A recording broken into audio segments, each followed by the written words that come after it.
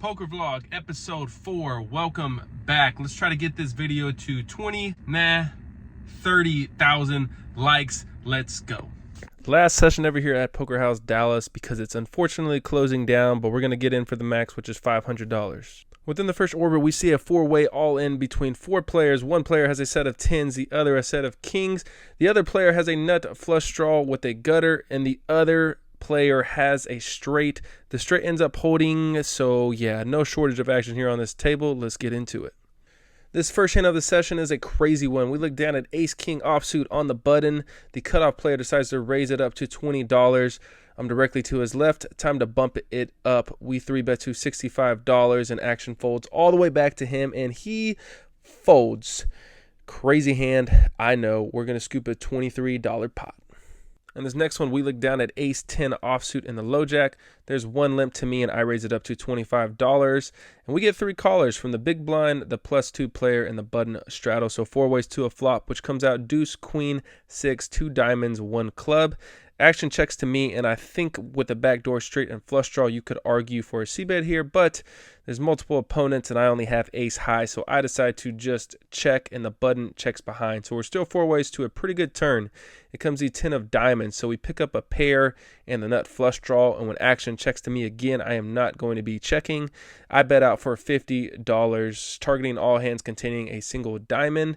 You could argue for a smaller sizing on this turn, because if a diamond does come, we'll have the nuts, but I'm okay with my half pot size bet, and only the big blind player calls. So we're heads up now to a river, which comes pretty safe. It comes the queen of hearts. So we don't make our flush, but I think a queen would be betting on the turn.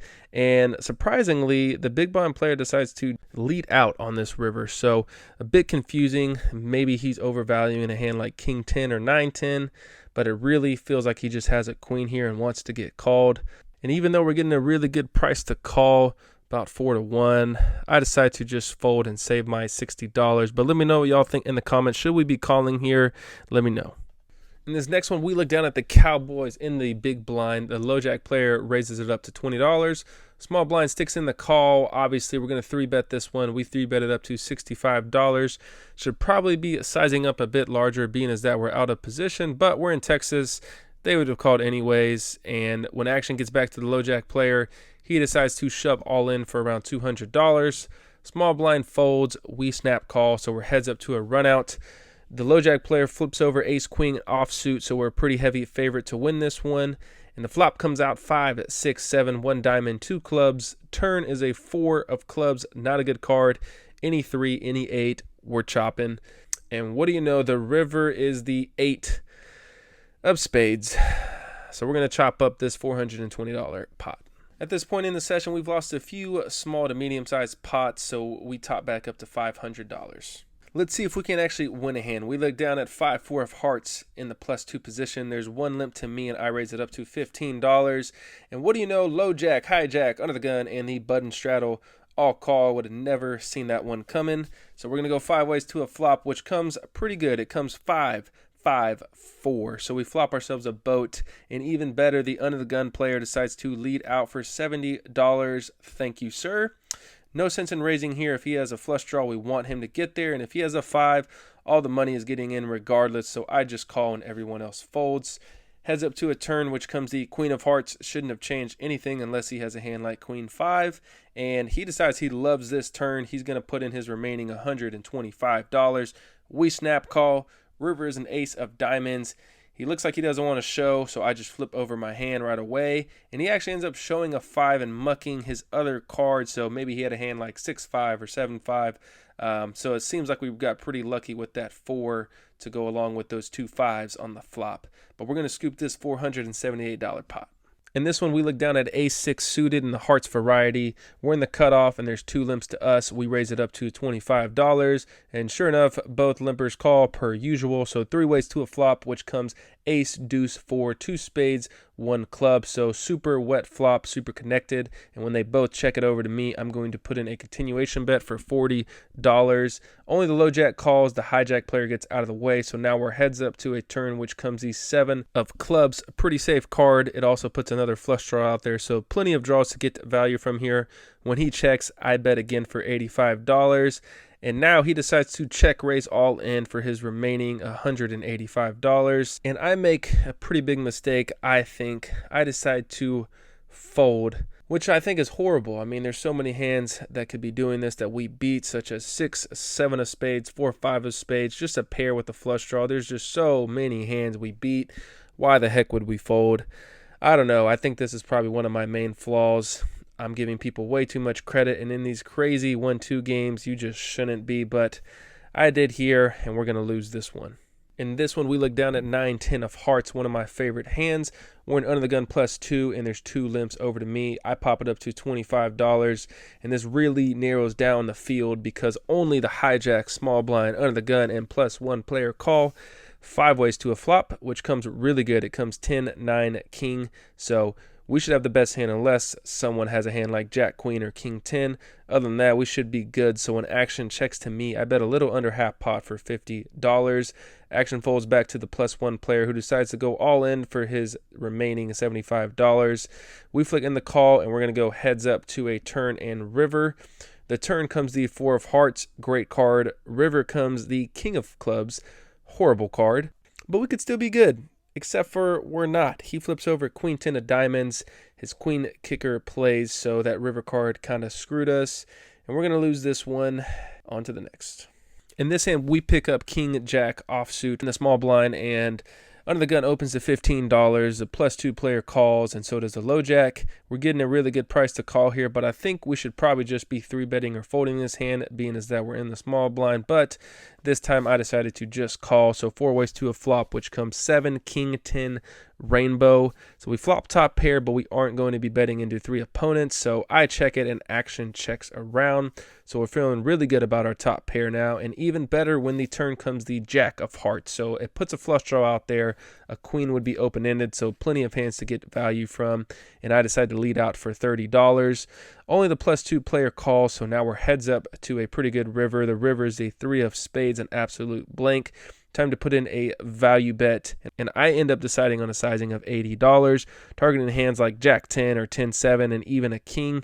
And he pretty quickly calls and flips over Jack 10 offsuit. So in retrospect, I think a check accomplishes a lot more there, because if he missed a straight or flush draw, he's going to have to bluff to win the pot. And if he has a hand like Jack 10, which he had, he's going to be betting those hands, and we can just check raise and get more value. But can't really complain when we win 2 pair versus a worse 2 pair. At this point in the session, it's been going up, it's been going down. We've been hovering around even pretty much the whole time. So let's see if we can't change that. We pick up Jack 10 offsuit in the +2 position. There's 1 limp to me, and I raise it up to $20. The button and the limper both call, so 3 ways to a flop, which comes pretty good. It comes King, Queen, 8, rainbow. So we flop ourselves an open-ender, but this board will heavily favor our range because we're the pre-flop aggressor. So when action checks to me, I throw out a bet of $30. And surprisingly, both players call, so we're probably going to need some help here on the turn. The turn brings some help, but I don't think it's enough. The turn is a 10 of diamonds. So this time when the +1 player checks, I'm just going to be checking this turn. And thankfully the button player checks as well. So we're off to a river, which comes the ace of clubs. So we end up making the nuts on the river. So when the +1 player checks, I'm going to be betting here, and I'm trying to target all 2 pair holdings. I think a big bet is an option. It could look like a bluff, but I think the better route to take is to go a bit smaller. So I decide on a sizing of $60. The button folds, and now the +1 player goes into the tank for about 45 seconds, but ultimately decides on a call, and he flips over Queen 10 of diamonds. So it looks like we got max value there. So pretty happy with my bet on the river. We pick up Ace 8 of diamonds in the +1 position, and I open it up to $15, and only the +2 player calls, so we are heads up to a flop, which comes Ace 4 Queen, all spades. I put out a C bet for $30, trying to charge all of his single spade holdings, and he pretty quickly puts in the call. Off to a pretty safe turn, it comes the 9 of hearts. At this point, when he just calls the flop, I think it's pretty likely he just has a hand like Queen Jack with the Jack of spades or just the King of spades.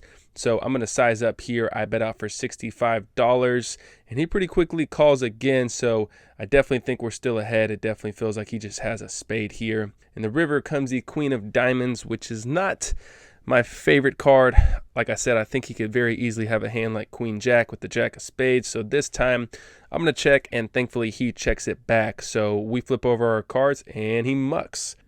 At this point in the session, we have finally broken into the green and we are up a massive $50, which leads us to the final hand of the session. We look down at Ace Jack offsuit in the cutoff, and our buddy Brad opens it up to $20. Brad is from episode 2, the guy who bluffed us, the guy who we could not freaking beat one time.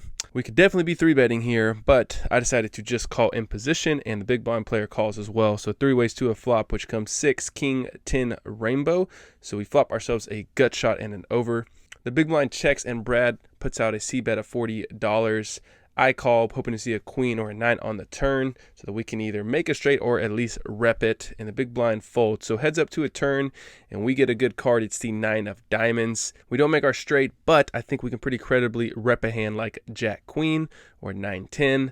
So when Brad bets out again for $70, I think it's time to put in a raise, and that's what we do. We raise it up to $200, leaving ourselves only $300 behind, and Brad goes deep off in the tank.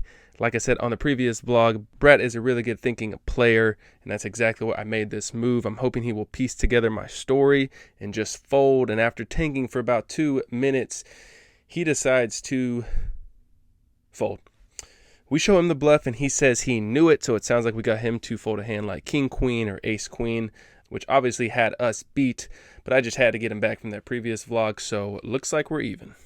When it was all said and done, we were into the game for $700, and we cashed out for a whopping $793. That's a profit of $93, which I will take. This session could have very easily gone the other way, but thank you guys for tuning in. I'll see you guys in the next one. Also, like, comment, share, subscribe.